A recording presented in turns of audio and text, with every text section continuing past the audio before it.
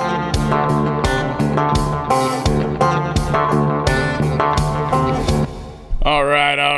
right. It's the summer of chat. It continues Tuesday. Monday's hangover. Oh, and we're going to get into it. Let's see. I'm looking up our charts where we're at ranked. We are currently ranked number 42 in podcasts in Belize. That's where we are, baby. That's where we are. Yeah. It's good stuff. You know how we go up in the rankings, folks? And you know what? The rankings don't matter at all. We talked about this with our buddy Adam Curry, former MTV VJ Adam Curry, on the Overtime a couple of weeks ago. He said, rankings don't matter. You talk to the people that listen. If you're the audience, then you're all that matters, right? But anyway, it moves you up in the charts. I tend to think that I have far more value than just the number of people who listen to this show. Brandon, I think I bring more to the table. Of course, when it comes time for contract renegotiations, they don't look at it that way. They're like, nah, the numbers didn't go up. So there it is. But I appreciate the faithful audience. All right, let's talk about cocaine. You just thought I had everything there was to say about cocaine yesterday, and I absolutely have more to say about cocaine. I mean, it's a topic that just keeps on giving. So apparently they're going to have a press briefing on Thursday regarding the cocaine found at the White House. I am waiting with bated breath. Here's what we know. Where the cocaine was found, you have to go in through an executive entrance into the White House. The only way to go into that area and through that area is you have to go in under the protection of Secret Service. All right? So what that tells me is I think my Kamala Harris theory is getting more ground. I think it's gaining more ground. I don't even know if Kamala and Doug... Now, because my personal feeling is, the more I thought about what I said last night, I don't think it was Kamala's, I think it's Doug's. That'd be a fascinating twist. I think it's Doug Emhoff. Allegedly. I even know I just say allegedly. I don't even know if that fits in the context of what I'm saying anymore. But because Kamala's always high, we established that last night. But I don't think it's Hunter. I think Hunter's a pro. I don't think Hunter drops baggies. I think he keeps his shit with him. He keeps his ass clean. You know what I'm saying? Yeah. I mean... but it is somebody who thinks they're above the law, because I know, I said it on Stu's show last night, if I'm going in the White House, I'm not smuggling dope in. Like, even in my anus, I'm not doing that. I am not smuggling in dope any way, shape, or form, because I know what they do to me. Now, if you're one of the elites, the untouchables, and you've like, this is a route I take every day, no big deal. I know the security protocols. I know the measures they take. I know they're not going to sniff me, so I'm good to go. It's a short list, dude. I want to find out, Brandon. I don't know how to find out. I don't even know if Kamala and Doug, the first husband, were at the White House on that Friday. Yeah, I don't know if they were there. We know the Bidens were there, but I don't know if Kamala was there. We know the Bidens were there. And I just bring up Kamala simply because it was near where they park her car at the White House. So I'm just saying it's a stretch to say, Kamala's got anything to do with it, but I still contend that old Jill was doing a little bump of the white powder, allegedly. The other thing I find interesting is, and I guess this is how much they're disliked by their own Secret Service, but when Secret Service isn't willing to just make that disappear, yeah, like that's what was interesting to me is they reported it. Yeah. Like you would think Secret Service would be like, well, that's going to find its way into a toilet. Right. But they decided to make a whole thing about it, which makes it very interesting because no one's taking the fall and they're still reporting it. Yeah, because like, Brandon, I'll just tell you, if I was walking behind you here at the studio or something and you dropped your baggie, yeah, I would and there were people out there, I would put my foot over it. Yeah. And then I would discreetly reach down under my shoe and I would pull out the little baggie. Yeah. And I'd put it in my pocket. And later on, I'd come find you and I'm like, bro, be more careful. Yeah, as allies and friends would do. Exactly. Like, if I wanted somebody, if George over there dropped his, I'd probably take that straight upstairs. I'd be like, hey, the brown guy brought something across the border. No, but you make a valid point. This whole thing, this debacle, which, again, we've established over and over again on this show that they got to make this administration go away. Because they can't run them in 24. They can't. If guys, let me just say, what's today? The 10th of the 11th of July, 2023. if Joe Biden runs for president again in 2024, you know what? I want our rankings in Belize to go to nothing. I don't even want to. I don't even want anybody in Belize listening to this show. Okay, number 42 in Belize. Who the hell? I don't know. It's funny because I did that for my other YouTube channel a while back, and we were like number 9 in like Finland or something. It's always just funny when you go to random countries and you're like, who's listening to me in Ethiopia? Yeah. People are, well, if you look at my social media, like my Facebook, my Instagram or whatever, and you look at my analytics, so it's, believe it or not, the number one place that I get traction is well, it's flip-flops between Houston and New York City. Interesting. New York City. And then my fourth largest reach is Nigeria. Really? Nigeria. Well, that's where all the scammers are coming from. So if you get that message, it says, glad to be on here, you are, we, with you. And you are most lovely. Forgive my intrusion into your life with this post, but could send me friend request. Yeah. Like, that's not me. Like, if that's a profile picture with a picture of a blue check mark with my name beside it, not me. That's not me. And you would think nobody gets taken by that stuff, but they do. So apparently people have resorts in Belize and they're listening to the Chad Prather show in order to relax, which is fascinating. Fascinating. Back when I was with Podcast One and had an audio-only podcast, my number one place to be listened to was the Bronx. The Bronx. Interesting. Big New York. AOC's people. Still New York. I don't know. I think these people want to get out. They're listening to me in the closet. But no, they're going to do the briefing on the press thing on it on Thursday. You're going to learn absolutely nothing about this. They'll hold it until they need to pin it somewhere and spin it in order to accomplish something with this whole deal. It's just there. But I love the fact that it's not going away. It's not going away. Now, The View, I know. You know why I think The View is still on TV?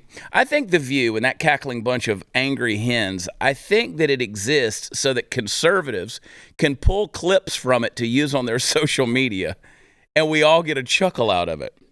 So we all know that the media, once again, is not letting Joe Biden go on this whole Hunter's illegitimate child thing, his grandchild that he refuses to acknowledge.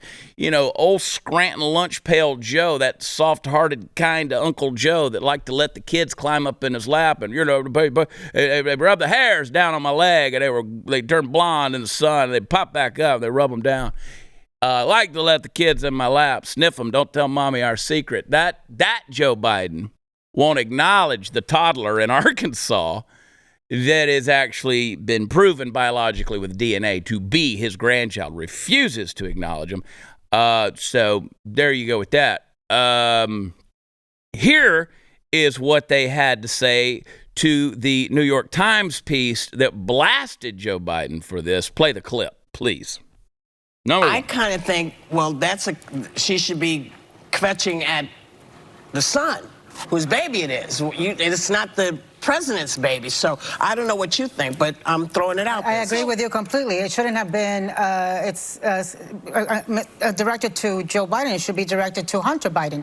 It's 5 children, not 4, Hunter, because this is not Joe Biden's baby. And I think it's very hard for Joe Biden to be a grandfather to the child if his son is not being a father. He can talk to his child. He can advise Hunter.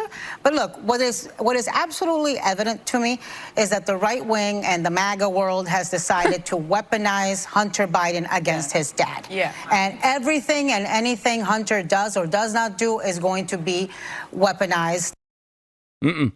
Well, here's the thing, and there's another clip on there. I don't think we have that one, but the other clip is where Whoopi goes so far as to say that it's nobody's business. That's Joe Biden's private family business, and it should be left alone. Well, here's the problem with that. Joe Biden could have chosen to be a private citizen and do his family any way that he wants to do it, acknowledge grandkids, kick them to the curb, kick them out of the house, bring them in, do drugs with them, whatever he wanted to do. But Joe Biden he made a choice to not only serve in public office as a civil servant for 900 years in Washington, D.C., basically since Franklin came back from Paris.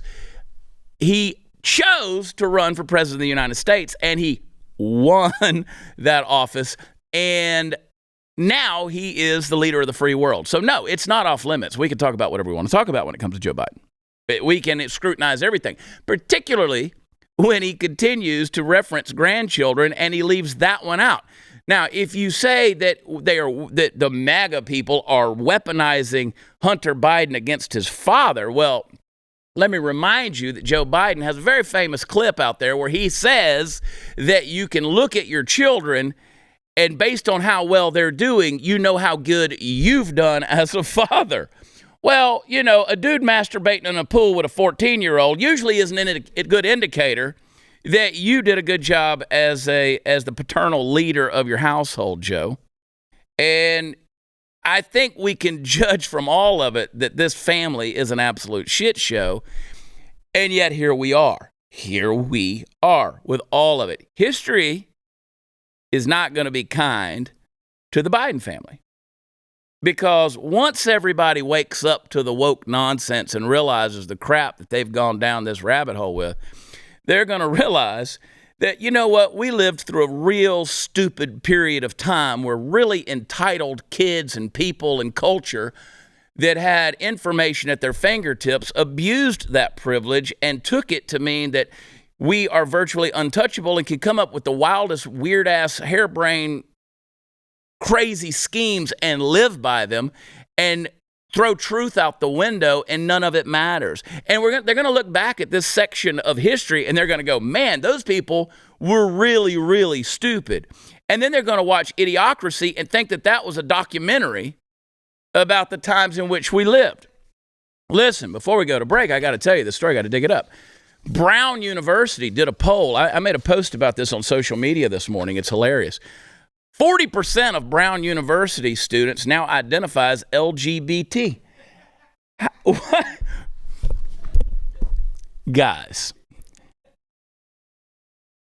real quick, it may be in this article. I may have missed it, but real quick, Brandon, do a quick search for the enrollment number at Brown University, please. I want to know how many students are at Brown University at large. Because I could take a guess, and I'd probably be close. I'm going to guess about 14,000 students. Maybe not quite. What do you got over there? Does it show? Roughly like 9,000. 9,000, okay. Yeah. So I was giving them the benefit of the doubt of being a little bit larger. Yeah. So out of 9,000, about 3,500. Yeah, are apparently now gay. Or now, about 4,000 of them are LGBT. So let's do the numbers here. Let's do the numbers. The 38% of the student body says they're not straight. While again, you just make it up. Whatever. You just make up whatever you are. 2010, that number was 14%. So, wow, more than doubled. 2.5 times, actually. So the national average, according to Gallup's latest poll in the nation, is 7.2%. So there's a lot of sexuality, fluid sexuality happening at Brown.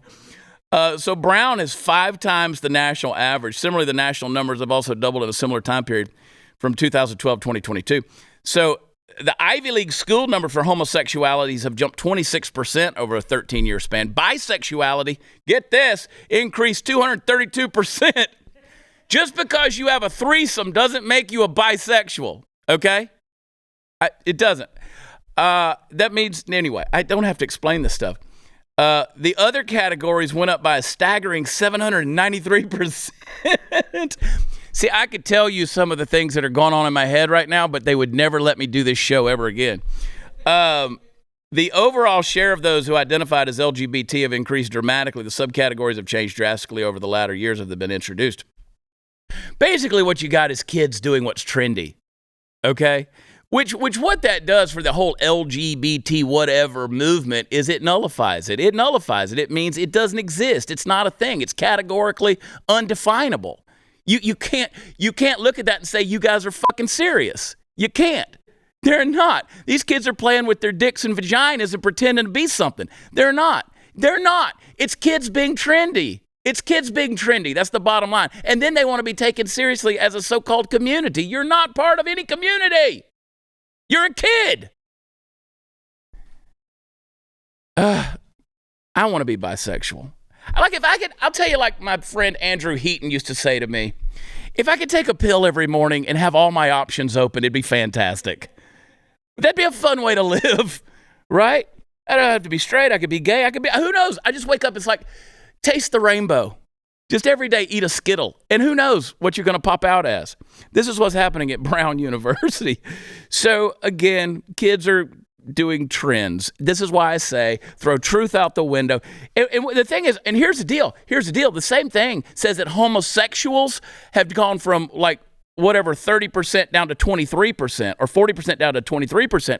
So again, people who are actually homosexual, they're not even admitting it anymore. Well, it's not cool anymore. It's not cool to be just gay. Yeah, it's played out now. You got to be like a fairy or something. Identify as a unicorn. You got to put a sparkler up your ass and wear butterfly wings. Yeah, and you know what colleges this isn't happening at is like Howard.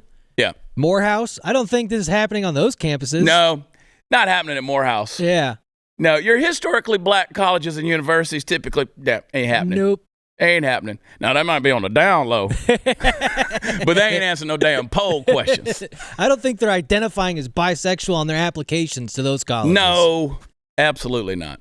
All right, guys, you got to clean your guns. Sometimes it's a hassle. I enjoy doing it, actually. It's a dirty job. You got to do it.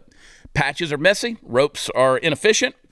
That's why I want you guys to use what I use, and that is Barrel Buddy. Barrel Buddy. They are a new concept. They compress to fill the interior of your gun's barrel. They make sure to clean the rifling grooves. It comes in 7 different sizes. Will match any caliber firearm you own. Barrel Buddy's composed of polymers that don't leave behind residual particles. Makes it safer. And it cleans by scrubbing and collecting the particulates, then absorbs any remaining residue and buffs the interior surface clean. Now, you can even lubricate your firearm while you're cleaning it. So it's a really cool and very simple concept. Now, cleaning your guns, really important step in being a responsible gun owner, and Barrel Buddy's a totally new concept, better way to take care of your firearms. So get some today. I guarantee you're going to love them like I do. Go to barrelbuddy.com today. That's barrelbuddy.com, and we'll be right back.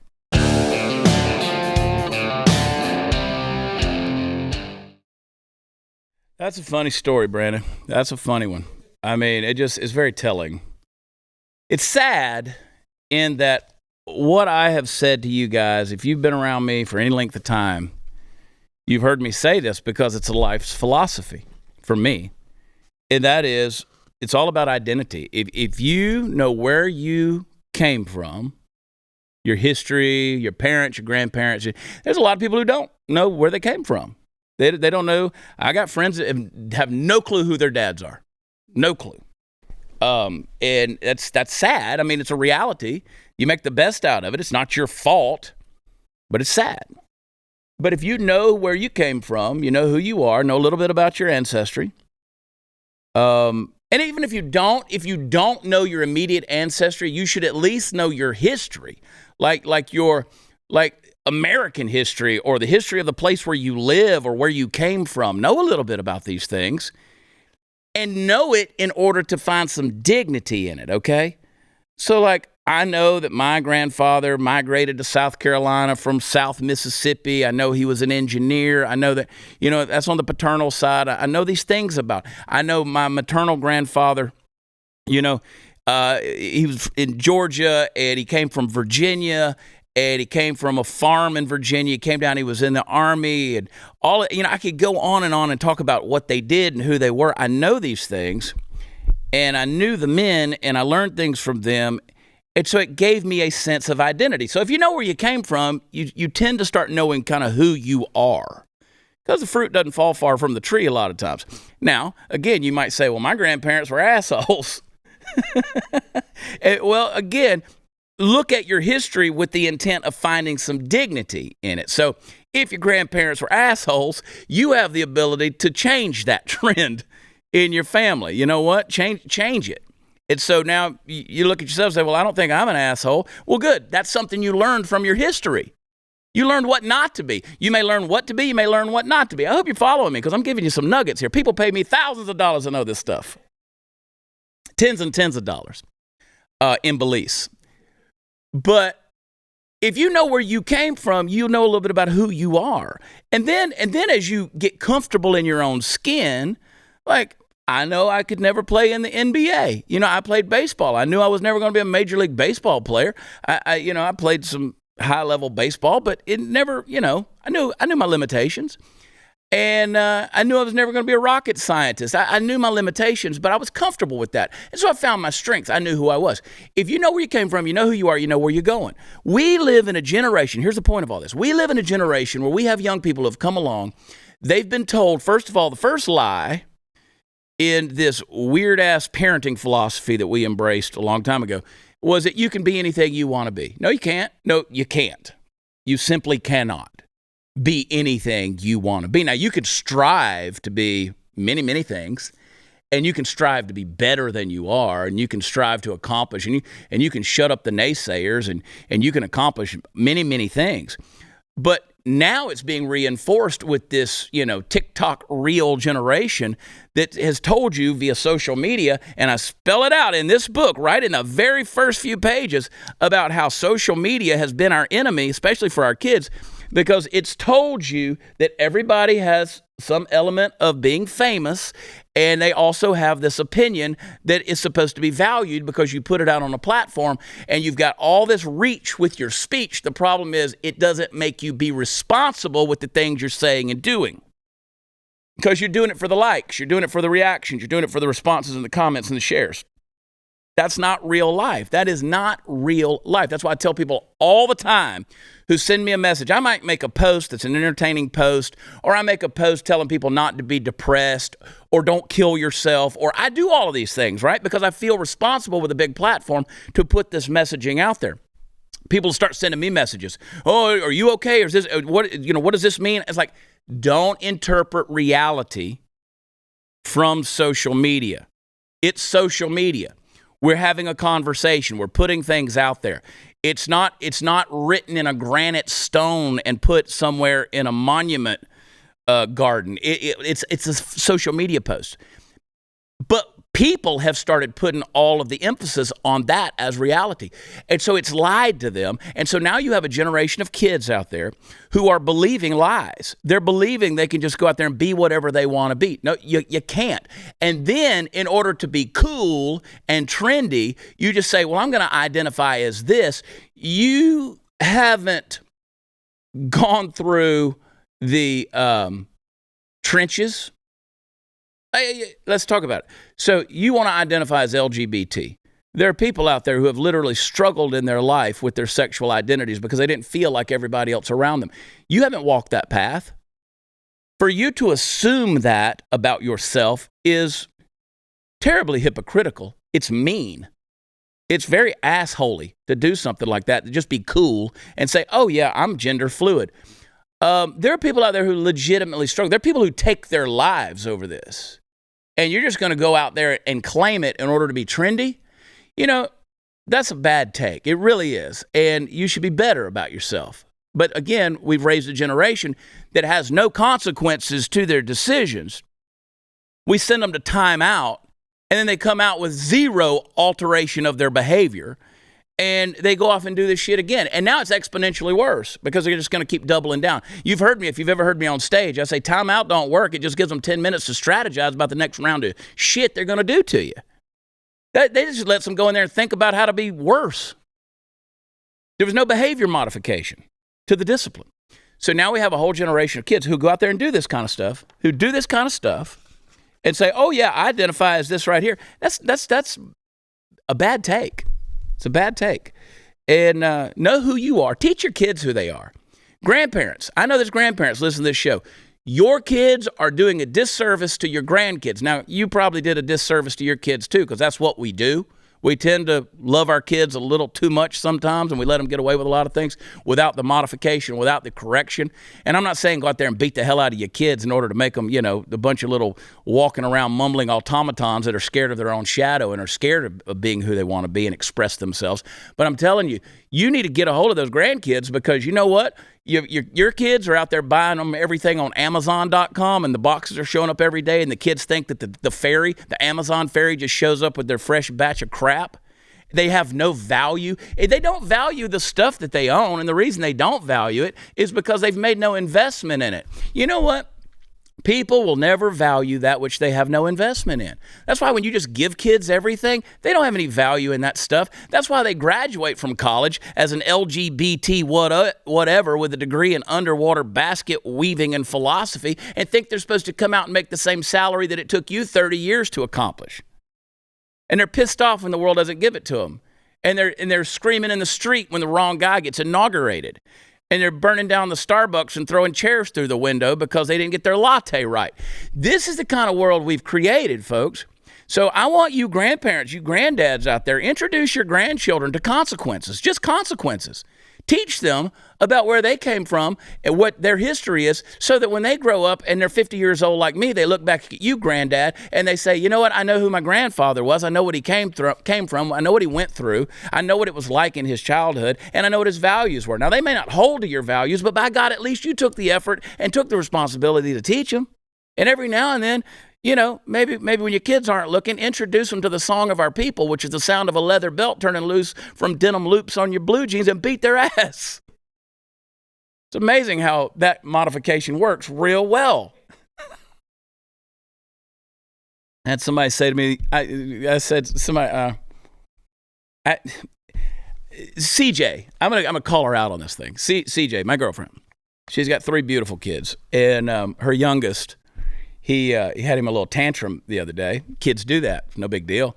And she got frustrated, and she was back and forth with him. And after it was over, I said, listen, next time, just try to diffuse the situation.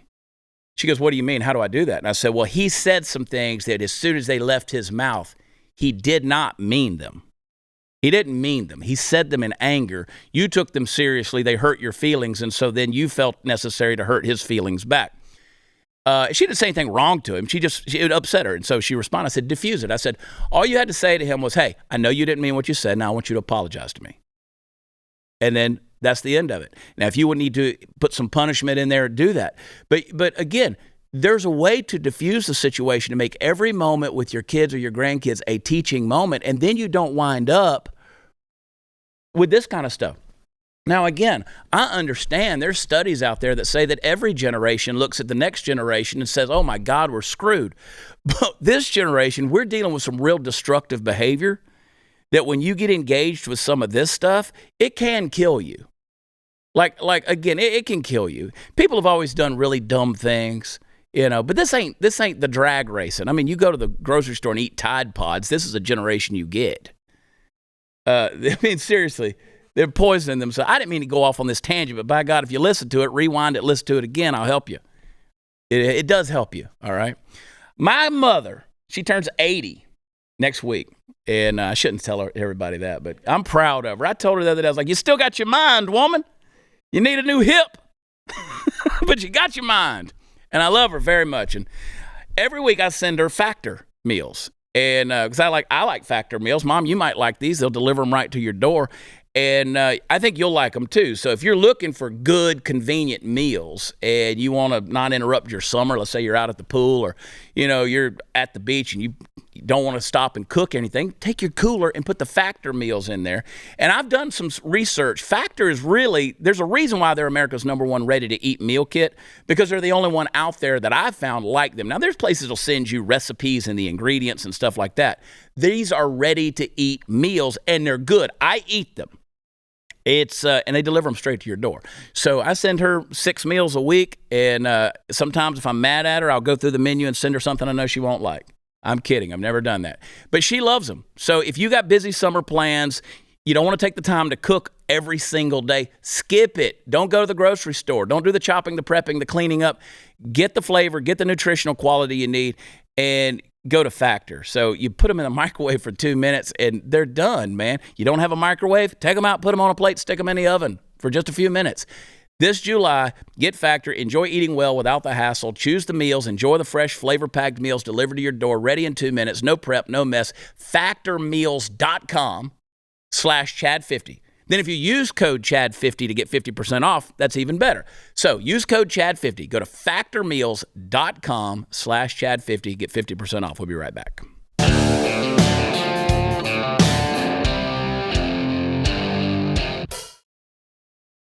I'm going to change gears, but I can't get over this story. I mean, it's, I think part of it was you're talking about consequence free. No one has to prove they're actually gay or bisexual anymore.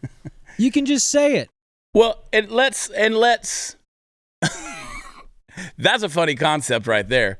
Prove you're gay. Yeah. Bend over. Yeah. If you're going to put on a college application, I want to see a little proof. Do you have any like racy pictures of you doing gay stuff? Like, right. Yeah. I'm going to need to see the leaked photos. Which says a couple of things to me, which again, you don't have to prove it. You just say it. And that's, which tells me Brown, which is an Ivy League university, isn't that where the smart people are supposed to be going? So they're not so smart. But again, it just goes back to saying you're getting street cred. Let's just be honest with what it is. Yeah. They're getting a little street cred. Yeah. That's the deal. They get to come out there and say, yeah, this is what we are, and everybody thinks they're cool and it's kosher and whatever. So, well, I also assume, like, I can assume if you're applying to college these days, that's a really easy way to make yourself look a little cooler to college. Just be like, yeah, no, I'm totally pansexual. Please let me in to Harvard. Well, I saw somebody had a pin yesterday that said, I'm fluid, ask me. And it said something else about pronouns, but it was like, I'm fluid, so ask me what I am today, that kind of thing. And it's like, no. No. Now, again, that's where the UN is about to come in and start calling stuff like that hate speech. And they're going to use AI to do it. The AI robots at a UN press conference, they actually said that the robots said at the United Nations press conference that they could lead with a greater level of efficiency and effectiveness than humans. But they assured us they will not rebel.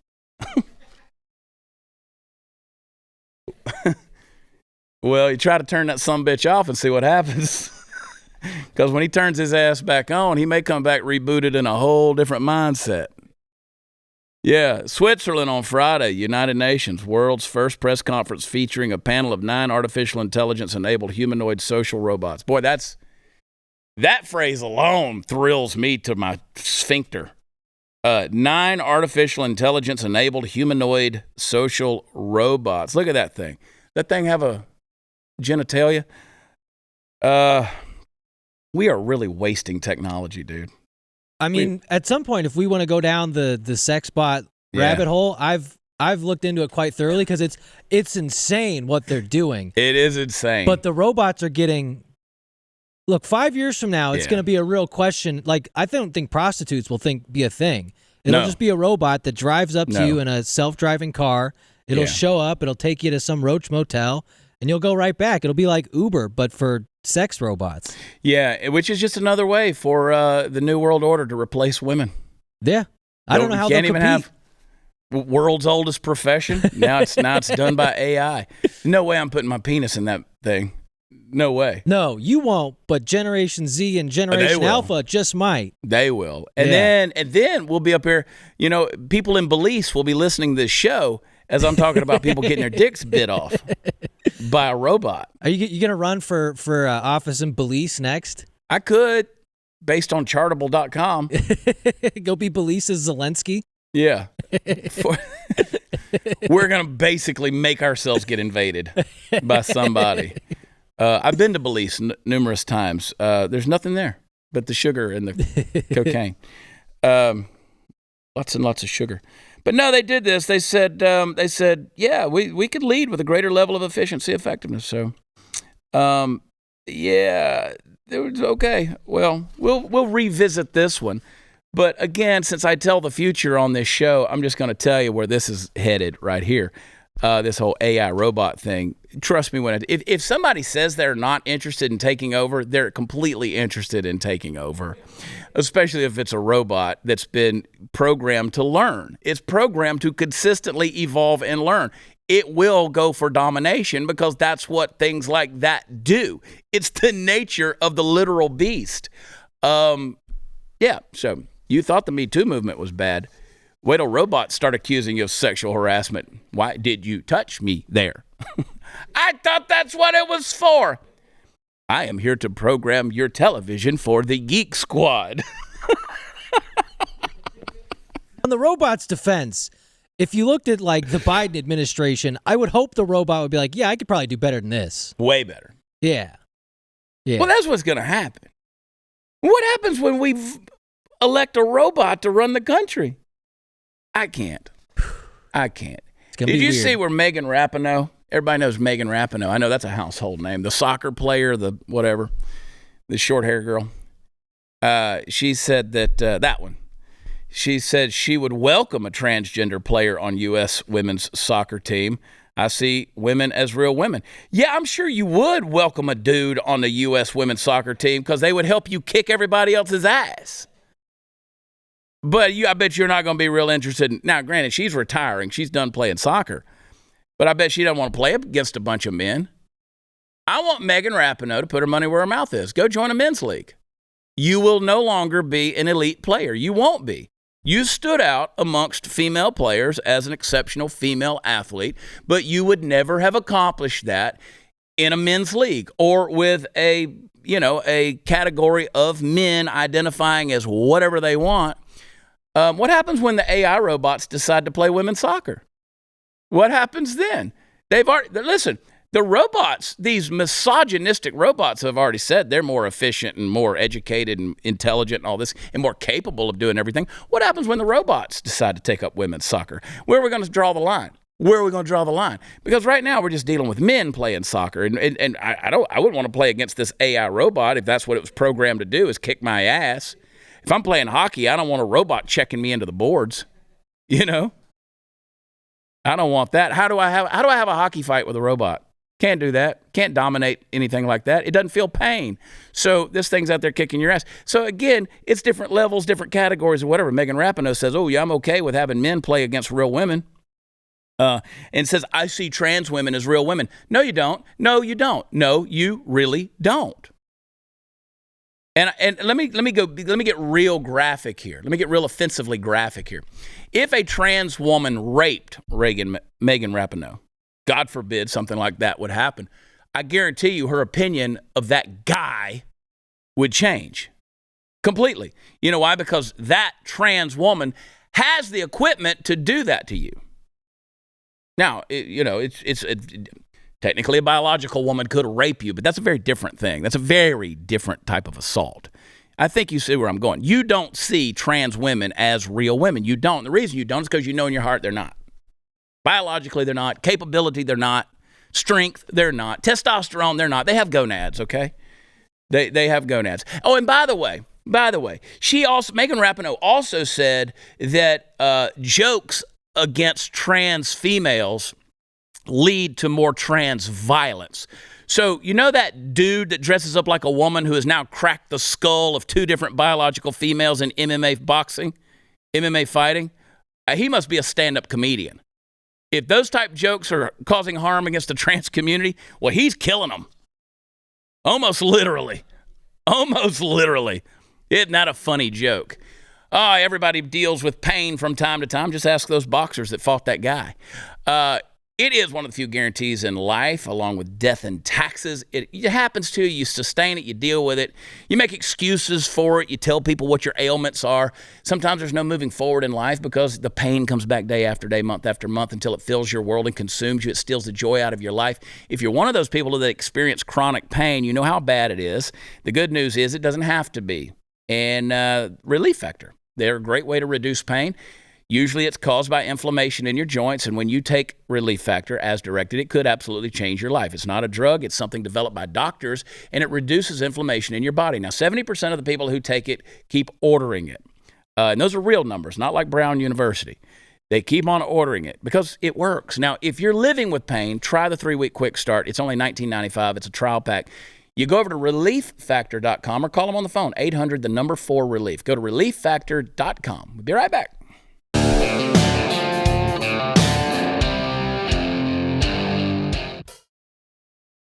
I want to talk about it yesterday. I want to talk about it earlier, but I get carried away. The Sound of Freedom movie. I did a lot of promoting for that. A lot of my friends did a lot of promoting for that. I'm pretty proud of the fact that we promoted it effectively and efficiently, and it was the number one movie at the box office. And of course, this is the story of Tim Ballard, our friend Tim Ballard, and Jim Caviezel plays him in this movie. This is a movie that actually, the Disney conglomerates or whoever, before it was Disney, I guess it was 21st Century Fox, had this movie like 5 years ago. They keep accusing it of being a QAnon movie or whatever. I don't even know what QAnon is, honestly, but this thing was written before QAnon was, quote, a thing. And so it's stupid, and they shelved it, and then, of course, they sold it to Angel. Angel put it out, and the thing crushed it. So the weird thing about it is the responses that so many of the people have had to it, again, calling it a QAnon thing, saying that it's, a movie for dads with a hero complex with brain worms and stuff like that. And then people saying, oh, it's not true. It's a conspiracy theory. You can't say that human trafficking is a conspiracy theory. You can't say it. And then I have people out there who say, well, it's not the same numbers that you guys, there's no way 100,000 kids are disappearing and being trafficked. Well, if 10 were, let's say 10 kids were being trafficked, that's enough for us to want to come together, I would think, as decent human beings and want to do something about it to stop it. I mean, I think the accurate number for human trafficking should be 0. Like, we should really strive to make sure that children and women and whoever are protected from human sex trafficking by bringing that down to a non-existent thing. But the fact of the matter is there's more slaves in the world today than ever before in history, and half of those are sex slaves.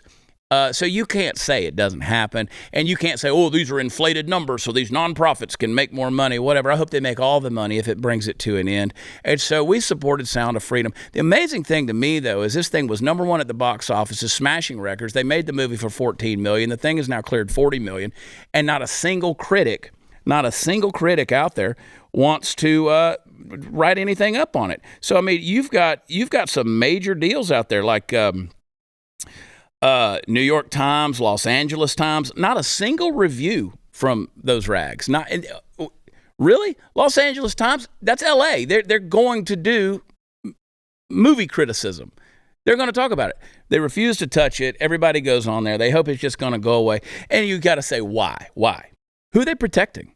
Well, we know who. I mean, it's the same reason they don't release Ghislaine Maxwell's client list. We don't know who Jeffrey Epstein was doing dealings with. We assume, but we don't know. We don't have the verifiable evidence that's right there. I mean, Ghislaine Maxwell is in prison right now. They didn't put Jeffrey Epstein in prison for supposed human trafficking. No, he was actually guilty of doing it. So the fact that these people are willing, these elites are willing to use the mainstream media to continue to protect and insulate themselves from the reality that is human trafficking. So again, I hope Sound of Freedom beats everything out there. I hope it continues. I know that somebody, I made the post 5 days ago where I said it's number one at the box office, even beat out Disney, talking about the Indiana Jones movie, which is a flop. I went to see it. I had to. I had to go see it. Did you see it? Indiana Jones or Sound of Freedom?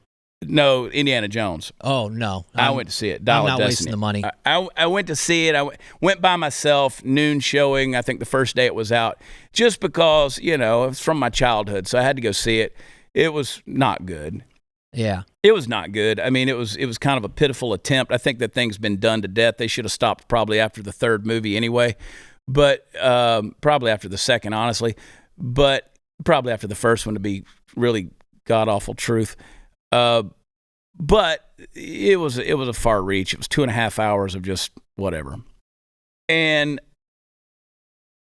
they're going to lose a couple $100 million on this. Like, that's newsworthy.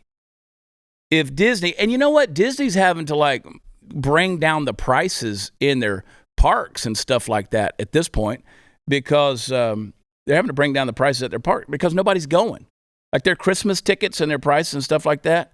They have no clue. I don't know where we are on the clock. We're counting up on this thing. But I just said, you know what? When these woke companies are being brought down financially, and they're definitely suffering on some stuff, that's newsworthy. especially when you got a story like this, which honestly should be bringing people together. I said it on the News and Why It Matters yesterday. I like sex. You like sex. Everybody, all God's children like sex. If you don't like sex, well, whatever. You're wired a little different. But I'll tell you this. There are certain social and critical mores and morals in the human conscience that tells you some things are not right. And things like pedophilia ain't right. You know that in your heart. You know that in your heart. They're trying to justify these things. Some sexual acts should be off limits, and we should be able to come together as a general society and say, hey, that's wrong. Now, I know these practices have happened throughout human history, but all sin has. People have done a lot of things that are just absolutely atrocious throughout human history. Doesn't make it right just because it's been done in the past. We should be speaking out against this stuff. So kudos to them for doing that and making that picture. I think it's an effective deal. And by the way, that movie only deals with like level 1 of this type of atrocity. There's multiple levels deep. It gets really disgusting. Really disgusting. And that's a rabbit hole you don't want to have to go down, but I think we should all explore it a little bit in order to bring it to a stop. Hey guys, what would happen to you if all of a sudden there was a global medication supply chain shortage? Let's say you can't go get antibiotics. And they weren't there. They just disappeared right before your eyes. They're not at the pharmacy. Nobody's got them. Your medicine is made in countries like India and China. They're going to take care of their own first if something goes wrong. So what do you do when all of a sudden you or somebody you love needs antibiotics? Well, if there's not any, you're in trouble. Well, the answer is you should already have some on hand in case of a disaster. The Jace case from Jace Medical, it's a great way to keep yourself prepared for the worst that could possibly happen. It's a pack of 5 different courses of antibiotics that you can use to treat a long list of bacterial illnesses. And it's a cool little case, little travel case with the bottles in there. You can add to it, you can take away. But it's a great way to be ready for shortages, and it's perfect for traveling. Listen, don't get caught unprepared. Go to jacemedical.com, enter code CHAD. I spell it Chad at checkout. That's promo code Chad at jasemedical.com. We'll be right back.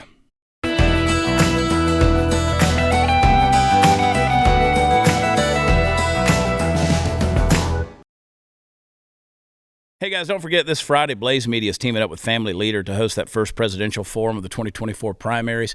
It's going to be hosted by Tucker Carlson, and after the forum, Tucker and Glenn Beck are going to sit down, do a little interview. You can get that on Blaze TV, only on Blaze TV. So head over to, you can go to blazetv.com/Chad and sign up. You can use promo code Chad. If you want to go over to the blazemediasummit.com and use Summit, you could do that too. But I believe you're a supporter of me. I'm talking to you, Belize.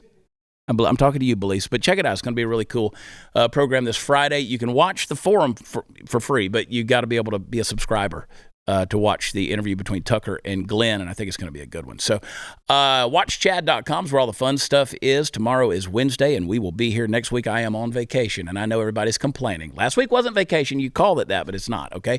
I'll see you tomorrow. I love you. God bless you. Bye.